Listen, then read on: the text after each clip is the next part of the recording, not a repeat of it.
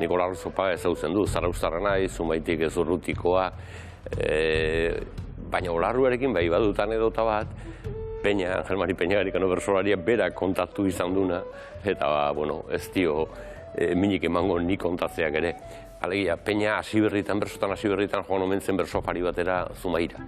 81, 82 izan lehike.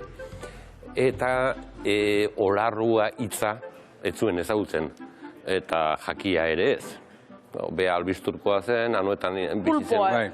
Pulpo esango zuen, esaten bazuen, eta etzen eguneroko zerbait Peñarentzat. Eta orduan, bersofari hortan aterazieten olarrua patatekin. Eta bersotan hasi zirenean, pentsatu zuen eskertzea, eta esan nahi zuen, eskerrik asko, oso goxua zehon, olarrua patatekin, esan zuen eskerrik asko, oso goxua zehon, da esateko momentuan olarrua hitza ahaztu intzitzaion. Eta? Eta nola bukatu bertzun, da esan zuen eskerrik asko, goxua zehon, kakalardua patatekin. Beha kontatu eta beha giteu parre askotan persotan irrista, diteko ez zer behar izaten. Orduan, Peña anime bat balitzateke, kakalardua balitzateke. Peña kakalardua. Agian. Hori ere probatu egin marko dugu, fusio hori egingo dugu. Bai.